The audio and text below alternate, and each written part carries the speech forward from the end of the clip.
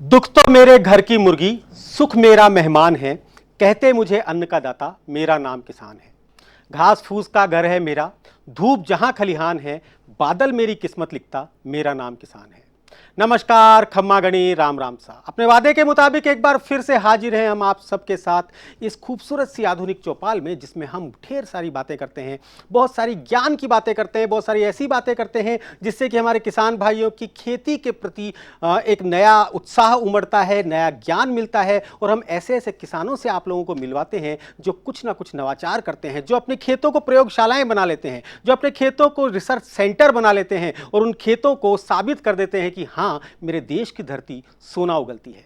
जी हाँ, आज भी हम आपके पास एक ऐसे ही विशेष अतिथि, विशेष मेहमान को लेकर आए हैं जिनसे मिलकर आपको लगेगा कि हाँ, अगर हम में हिम्मत हो तो हम कुछ भी कर सकते हैं। अगर आप भी उनसे बात करना चाहें तो 0141 451 5103 पर फोन करके सीधे हमसे संवाद कर सकते हैं, सीधे हमसे बात कर सकते हैं, हमारे एक्सपर्ट से रूबरू हो सकते हैं। तो लीजिए प्रारंभ करते हैं। राम राम साहब।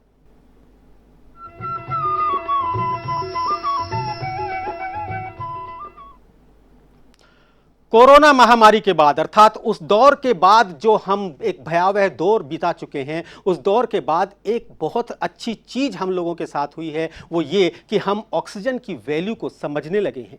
नए नए युवा नए नए संगठन बनाकर इस समय पर वृक्षारोपण का कार्य करने लगे हैं। वाकई में ये कार्य असल में बहुत अच्छा है और युवाओं का इसके प्रति जागृत होना बहुत अच्छा है। और आज इसीलिए, क्योंकि ये महीना ऐसा है, सावन का महीना चल रहा है, बरसात का मौसम चल रहा है, चौमासा जिसे हम कहते हैं वो चल रहा है। और इस समय पर अगर हम वृक्षारोपण करते हैं तो अधिकतर पेड़ आगे बढ़ जाते हैं, क्योंकि पेड़ के साथ सबसे बड़ी समस्या यही होती है कि पेड़ हम लगा तो देते हैं परंतु बिना पानी की कमी के कारण पेड़ मर जाते हैं। परंतु इस मौसम में यदि पेड़ लगा दिए जाएं तो 75 से 80% पेड़ ऐसे होते हैं जो कि अपना जीवन शुरू कर देते हैं, जो कि आगे बढ़ना शुरू कर देते हैं। परंतु आज हम आपको एक ऐसी शख्सियत से मिलाने जा रहे हैं जिसे हिम्मत का धनी कह सकते हैं। जी हाँ, उनका नाम है हिम्मताराम भांबू।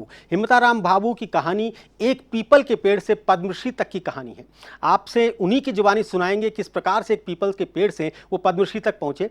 आइए सबसे पहले स्वागत करते हैं हमारे इस खास मेहमान का। नमस्कार भांबू जी। हमारे टीवी पर बैठे सभी दर्शकों की तरफ से आपको प्यार भरा राम राम साहब। नमस्कार। नमस्कार सर, नमस्कार। भांबू जी, आपके बारे में सुना कि आपने एक पीपल के पेड़ से शुरुआत की जब आप युवा थे, पीपल के पेड़ से शुरुआत की और उसके बाद आपने 5 लाख पेड़ लगा दिए और पद्मश्री तक पहुंच गए। कहां से शुरू हुआ यात्रा का सिलसिला, जानना चाहूंगा। हमारे बहुत सारे युवा इस कार्यक्रम को देख रहे हैं जो कि इन दिनों वृक्षारोपण की मुहिम में लगे हुए हैं। सर राम राम साहब जी। सर, मेरा जो गांव है नागौर तहसील में एक सुखवासी गांव है, ग्रामदानी गांव।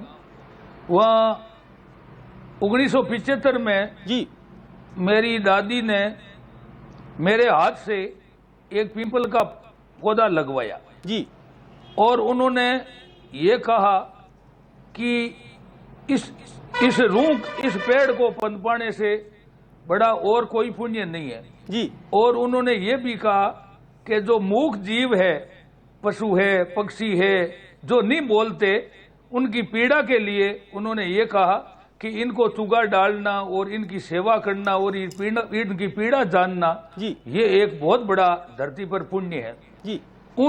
उनकी प्रेरणा लेकर के मैंने 1975 में उनकी प्रेरणा लेकर के वो एक पीपल का पौधा लगाया और उस पीपल के पौधे की जो सेवा की और वो बड़ा होता गया पौधा। और उस पौधे को बड़ा होते देख मैंने पौधे लगाने शुरू किए जी, जगह जगह पौधे लगाने शुरू किए और जहां पौधा लगाया वो भी पेड़ बनता देखा और मेरी प्रेरणा जागृत हुई। उसके बाद आपने 6 एकड़ जमीन में 11,000 पेड़ लगा दिए और उस जगह को जंगल बना दिया। अक्सर लोग जंगल काटकर उसकी जगह कॉलोनियां बसाते हैं और आपने अपनी ही जमीन को जंगल बना दिया। ये क्या किस्सा था और कहां से शुरुआत हुई? ऐसा हुआ साहब, मैं तो घूमता रहा, पेड़ पौधे लगाता रहा। पूरे नागौर जिले में ऐसा गांव कोई नहीं बचा जब मैंने कोई वो वन महोत्सव नहीं मनाया हो या पौधे नहीं लगाए हो। पूरे जिले में घूमा, जैसलमेर गया, बाड़मेर गया, जोधपुर गया, सीकर गया, अजमेर गया। और फिर मैंने एक सोचा कि एक ऐसा मॉडल बनाया जाए ताकि आम जन को ऐसी प्रेरणा मिले। जब मैंने 1999 में एक 6 हेक्टेयर जमीन खरीदी और उसमें पौधे लगाने शुरू किए। हर साल 1000, धीरे धीरे करते करते करते करते 11 साल में 11,000 पौधे लगा करके उनको पेड़ बना दिया। जी, तो उसमें जंगल में साथ में खेती भी करते हैं किसी प्रकार की, कोई जड़ी बूटियां या कुछ और खेती? जंगल में सर वो जो हमारे वो जंगल है तो वहाँ जानवर भी होंगे, वहाँ पक्षी भी होंगे। उन पक्षियों के लिए तो वो जंगल बनाया। तो फिर क्या हुआ, वहाँ 3, 5, 7 मोर थे जब मैं जंगल लगना शुरू किया। आज 300 मोर है वहाँ, राष्ट्रीय पक्षी 300 मोर हैं और हजारों की तादाद में पक्षी हैं। और उनके जंगल के बीच में मैं गेहूं की जो फसल बोता हूँ तो 50-60 कुंटल गेहूं पैदा कर लेता हूँ। और वो गेहूं पैदा करके और कुछ और चुगा ला करके हर रोज 20 किला उनको चुगा डालता हूँ, जानवरों को, पक्षियों को। और उनको 300 पानी के परिंदे भरे जाते हैं। और उसमें आप देखो तो बड़ी एक मजे की बात है, गोपाट है, नेवड़ा है, सांप है, गोईडा है, गोपाट है, कई तरह के रेंगने वाले जीव भी हैं। वो जंगल तो बनाया, बाकी उसके चारों तरफ ऐसी एक बाड़ बनाई जिसमें वो जानवर अपनी एयर कंडीशन की तरह अपना जीवन व्यापन कर सके और बाहर घूम करके आकर बैठ सके। जी, तो जो गेहूं की फसल आप करते हैं, आपने कहा कि उसमें गेहूं उगाते हैं, वो गेहूं की फसल के बारे में जानना चाहूँगा। जो एक आम किसान खेत में फसल लगाता है और जो आपने जंगल में फसल लगाई, उसके उत्पादन में क्या फ़र्क होता है? तो उसमें सर ये है कि मेरे वो जानवरों के लिए वो उनको चुगा तो चाहिए, तो फिर मैं क्या है कि वो जैविक खेती करता हूँ। और उसमें क्या है कि यूरिया, कीटनाशक और जहर वगैरह कुछ नहीं छिड़कता हूँ, क्योंकि ये तो उस जानवरों के लिए भी है। वो फलदार पौधे भी हैं, बेर हैं और हैं, कई तरह का अनार है, तो वो जानवर खाते हैं। तो इसलिए क्या है कि उसमें वो एक खेती करता हूं तो उसमें बीच में एक कतार बंद पौधे हैं, 1 कतार, 2 कतार, 3 कतार, ऐसे 50-52 कतार है। हर कतार में 200 पौधे हैं। तो ऐसे कतार बंद है। बीच में थोड़ी जगह छोड़ी हुई है, जो 36 बीघा जमीन है, तो बीच में जो जगह छोड़ी हुई है उसमें गेहूं पैदा कर लेता हूं और वही जो गेहूं पैदा करके वही पक्षियों को डालता हूं। जी, हिम्मताराम जी, एक दर्शक हैं इस समय जो हमारे साथ फोन लाइन पर मौजूद हैं, बात करना चाहते हैं, आपसे रूबरू होना चाहते हैं। जी नमस्कार, राम राम साहब। किसान है, इनको देख के आनंद आता है। हमको तो इनके फार्म धो करके पीना चाहिए, ऐसे किसानों का। जी, वाकई में बहुत बहुत अच्छी बात आप कह रहे हैं। ऐसे किसान, कुछ ऐसे ही विरले लोगों के कारण ये पर्यावरण जिंदा है। थोड़ी बहुत बारिश हम देख रहे हैं, जो थोड़ी बहुत बहारें हम देख रहे हैं, वो कुछ ऐसे ही लोगों के कारण देख पा रहे हैं, वरना जो हमने किया उसके बदले में तो हमारी किस्मत में सिर्फ कोरोना ही होना था। जी पूछिए, क्या पूछना चाहते हैं? कमाल साहब, मेरा भी एक प्रश्न भी है साहब। जी, पेड़ों की पत्तियों से अपन जैविक खाद कैसे तैयार करें, ये बताएं आप तो। जी बिल्कुल, हिम्मताराम जी से अच्छा इसका सवाल का जवाब और कोई नहीं दे सकता। बाबू साहब, कैसे बना सकते हैं हम पेड़ों की पत्तियों से जैविक खाद? पेड़ों की पत्तियों से बड़ी गजब जी पत्तियां इकट्ठी करके एक खाई बना करके उसमें डाल दी जाए, उसमें थोड़ा का गाय का गोबर डाल दिया जाए और उसमें थोड़ा सा पानी डाल दिया जाए। और ये क्या है कि धीरे धीरे वो डाल दी जाए, उसमें थोड़ा का गाय का गोबर डाल दिया जाए और उसमें थोड़ा सा पानी डाल दिया जाए। और ये क्या है कि धीरे धीरे वो एकदम ऐसी जैविक खाद बनती है, बहुत गजब की खाद होती है जैविक। देखो, हमने क्या है कि 5 जे है हमारे, जो 5 जे अगर नहीं बचेंगे तो हम बच नहीं सकेंगे। सबसे पहले तो हम लिया है कि जल, और फिर जंगल, और फिर जीव, और फिर जलवायु, और फिर जैविक। तो ये जो 5 जे है, इस 5 जे को हमें बचाना है। जी हाँ, वाकई में बहुत अच्छी बात आपने कही कि ये 5 जय पर अगर हम काम करेंगे तो वाकई में पर्यावरण से होने वाली जो समस्याएं हैं, पर्यावरण जो इन दिनों बिगड़ता जा रहा है, मौसम का चक्र बिगड़ता जा रहा है, शायद ये बदलना रुक जाएगा। भांबू साहब, जिस दिन आपने डिसीजन लिया कि 6 हेक्टेयर जमीन लूंगा और उसमें पेड़ लगाकर, हर साल 1000 पेड़ लगाकर उसे जंगल बनाकर पशु पक्षियों के लिए मैं कुछ काम करूंगा, तो आपके आसपास के लोगों ने, समाज के लोगों ने, आपके परिवार के लोगों ने आपको जरूर कुछ पूछा होगा कि आप ऐसा काम क्यों कर रहे हैं। ये एक अलग बात है कि आपकी दादी जी ने आपको एक पेड़ लगाकर पेड़ लगाने की प्रेरणा दी थी और वो ये कहना चाहती थी कि आप जगह जगह पेड़ लगाइए, परंतु शायद आपके परिवार वालों ने कभी ये नहीं सोचा होगा कि आप 6 हेक्टेयर जमीन लेकर उसमें जंगल बनाकर उसे पशु पक्षियों को समर्पित कर देंगे। और परिवार के लोगों को एक बार तो तकलीफ हुई, बिल्कुल उन्होंने कहा यार ये तो बिल्कुल हम खेती करते हैं, सब लोग किसान, तो खेती का काम है, ये ऐसा क्यों कर रहे हो जी। मैंने कहा भैया ये नहीं है बिल्कुल, आप तो दूसरी जगह ढूंढो, इसके बदले आपको दूसरी जगह मिल जाएगा जी। तो फिर धीरे धीरे वो लगाता गया, धीरे धीरे फिर वो एक जंगल बनने लगा। तो फिर दूसरे कोई हमारे जो पास पड़ोसी लोगों ने बताया कि भाई ये ठीक तो नहीं रहेगा, जंगल बना देगा तो फिर खेती कैसे करोगे। परंतु एक चीज ये थी कि मेरा बच्चा एक ही है, बच्चा एक पेड़ अनेक जी। तो उस बच्चे ने कहा कि भाई ठीक है। मैंने कहा भाई तुम्हारे को ये जो पशु पक्षियों के लिए और ये जो पर्यावरण के लिए ये जगह छोड़ दे और तुमको दूसरी जगह मिल जाएगा। वैसे ही उनको भगवान की ऐसी कृपा हुई तो उनको दूसरी जगह से मिलना शुरू हो गया और वो जमीन हमने जो 36 बीघा वो जानवरों के और जंगल के लिए और पर्यावरण के लिए पर्यावरण प्रशिक्षण केंद्र स्थापित कर दिया।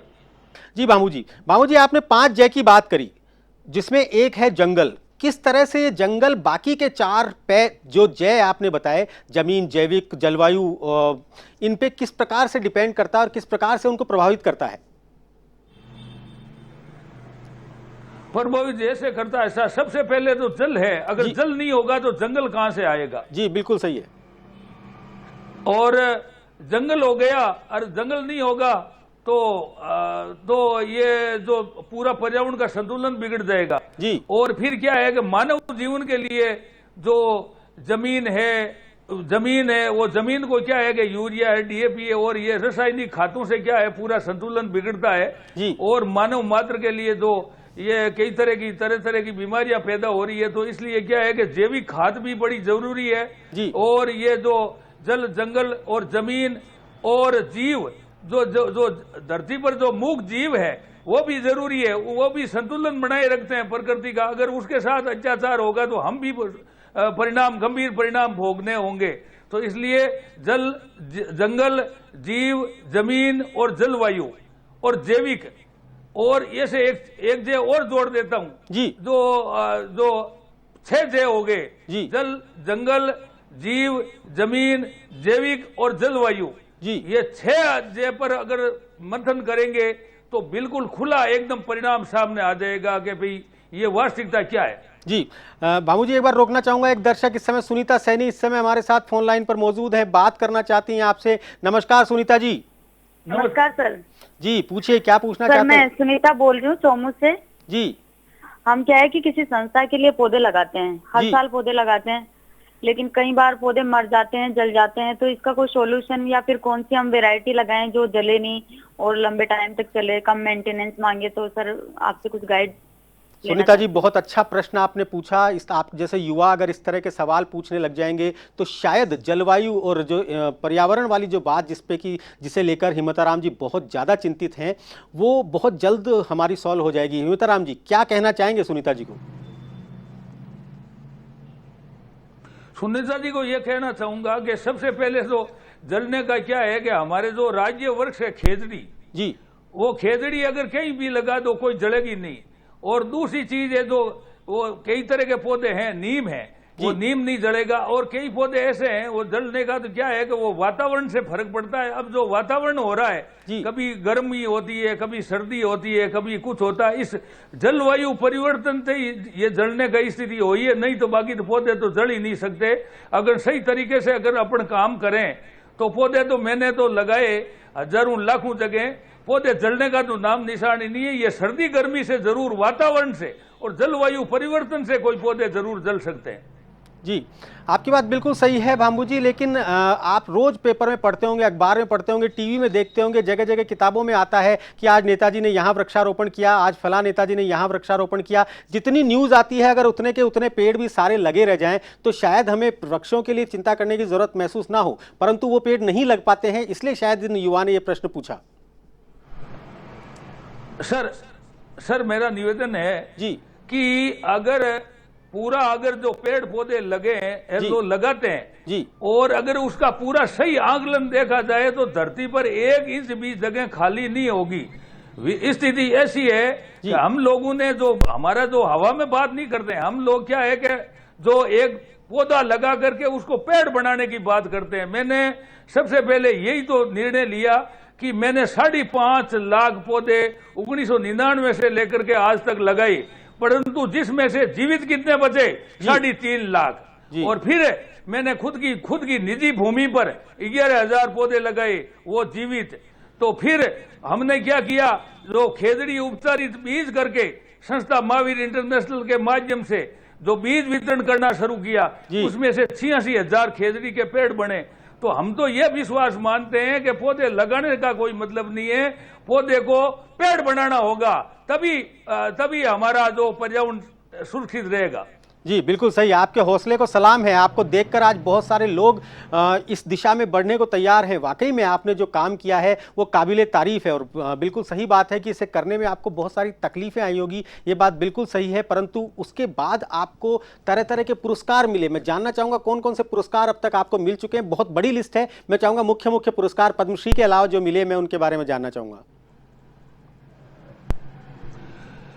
सर पुरस्कार का तो मैं आपको क्या बताऊं, मेरे को तो जो 90 से पुरस्कार मिलने शुरू हो गए थे, 92 से जो जिला वन विस्तारक पुरस्कार और जिला प्रशासन द्वारा, जिला कलेक्टर द्वारा, जिला पशुपालन विभाग द्वारा, वैसे जिले से मिलने शुरू हुए। फिर राज्य स्तर पर जो राजीव गांधी पर्यावरण संरक्षण पुरस्कार सबसे बड़ा, अमृता देवी बिश्नोई पुरस्कार, जो राज्य में बड़े बड़े पुरस्कार थे वो मिले। और फिर 200 से ज्यादा जो समाज सेवी संस्था थी पूरे जिले की, उनके पुरस्कार मिले। फिर दूसरे जिलों से पुरस्कार मिलने शुरू हुए। फिर भारत सरकार का एक जो ICFRI एक पुरस्कार है देहरादून से, जो एक पर्यावरण का सबसे बड़ा पुरस्कार है, वो पुरस्कार मिला। और पुरस्कारों की तो क्या है कि मेरे पास मेरा एक कमरा है, उसमें तो भर गया, कोई कम से कम 700-800 पुरस्कार मिल चुके हैं। परंतु एक चीज है, मैं तो भगवान को ये मानता हूं, परमात्मा की कृपा है कि सही अगर ईमानदारी से काम किया जाए।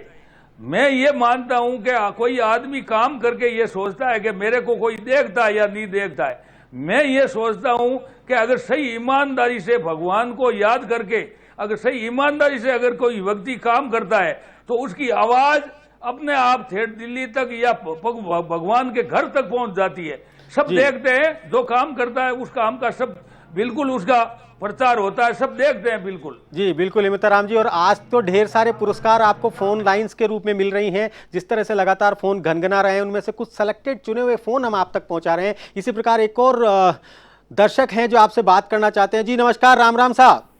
राम राम सर जी पूछिए, क्या पूछना चाहते हैं?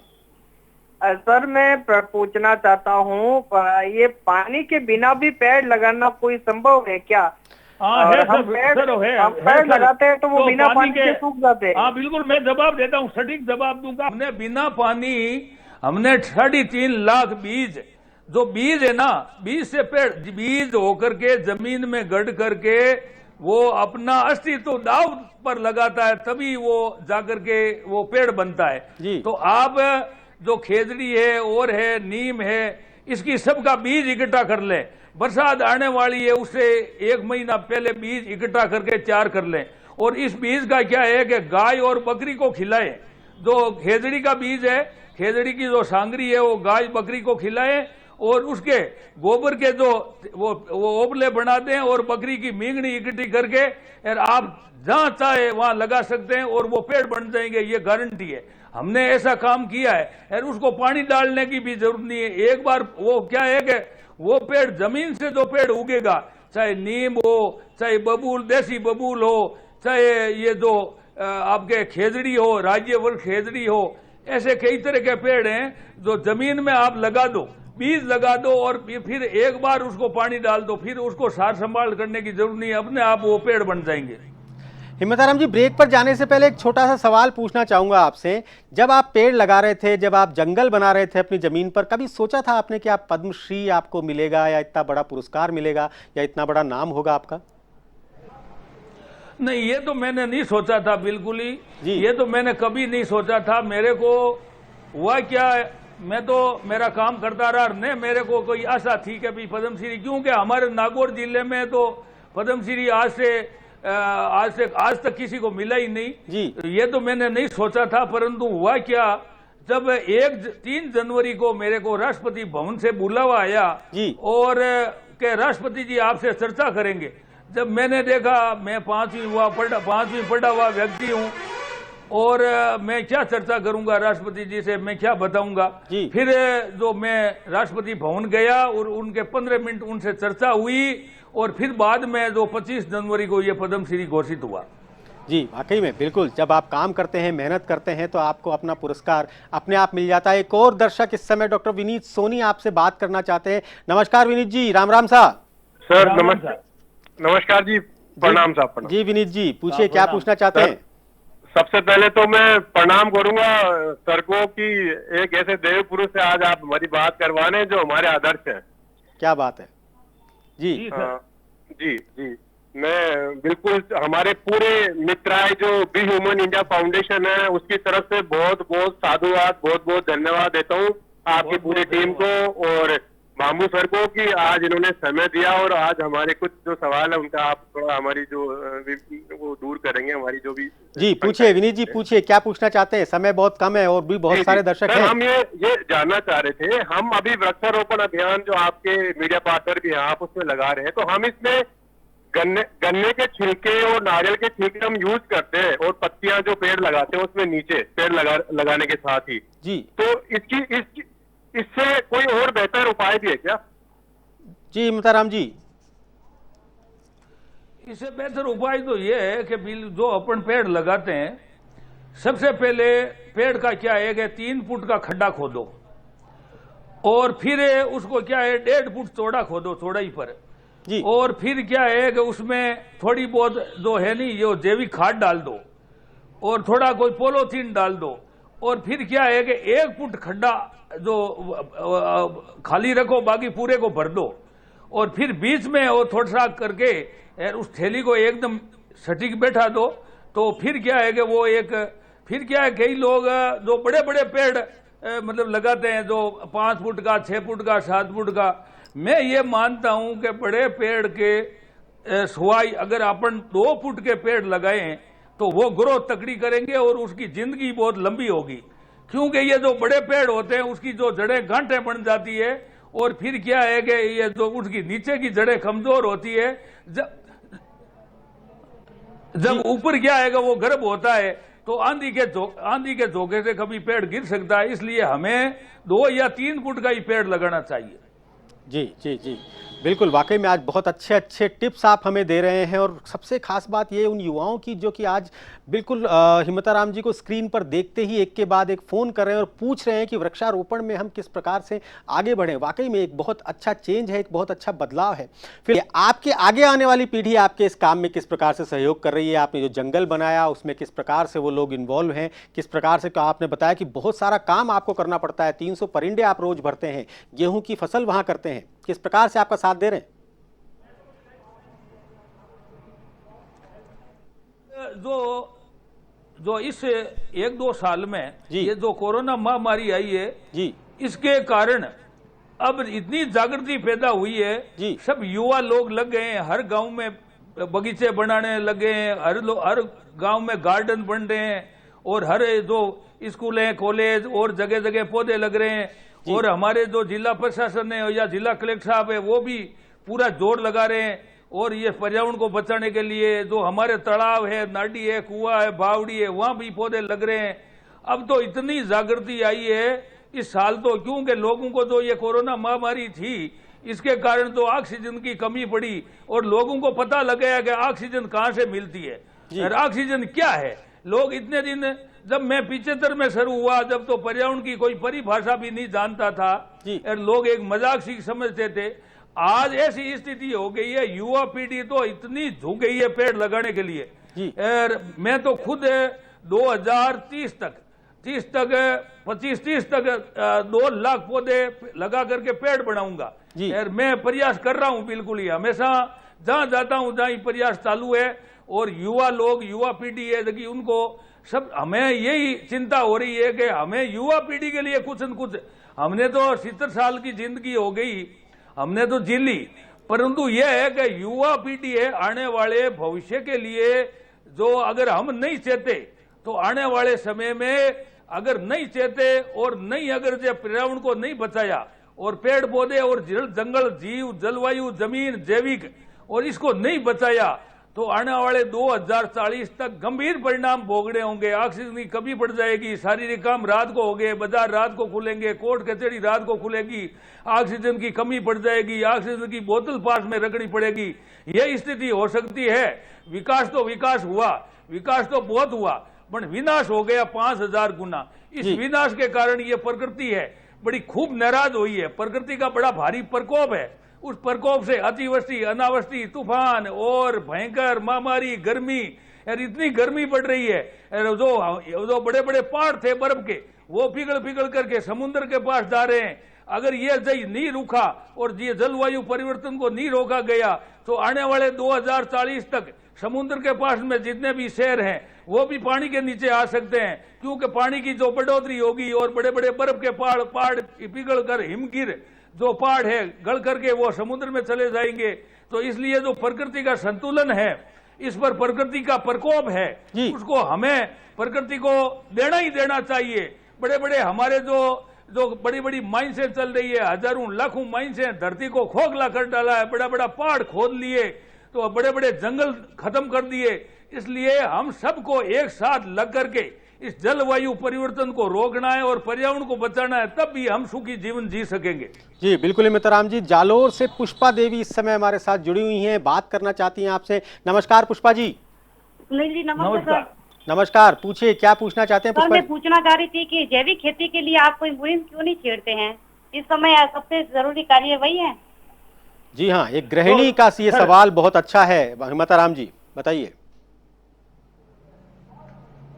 हाँ पुष्पा जी, ये जो जैविक है, जैविक अगर जैविक नहीं अपनाई तो आज स्थिति ये हो रही है, जो हमारी जो सब्जियां हैं, जो पहले हमारे जो जैविक सब्जी होती थी, काचरी है, तीनसी है, केर है, सांगरी है, गंवार फली है, सब हमारे बुजुर्ग लोग वो सब्जी इकट्ठी करते थे और वो सब्जी हम 12 मास खाते थे। और दाल है, बड़ी है, पापड़ है, सब कुछ जैविक जो काम करते थे और जैविक दूध होता था। आज जैविक कहीं भी प्रदूषण इतना फैला है, हर चीज में आप जो सब्जी है, जैविक सब्जी नहीं खाओगे, अगर हरी सब्जी आपने बना ली, रात रात पड़ी रही, दूसरे दिन सुबह बदबू आने लग जाएगी। और ये जो कीटनाशक है, यूरिया है, डीएपी है, रासायनिक खाते हैं, ये सब्जी पर छिड़क रहे हैं।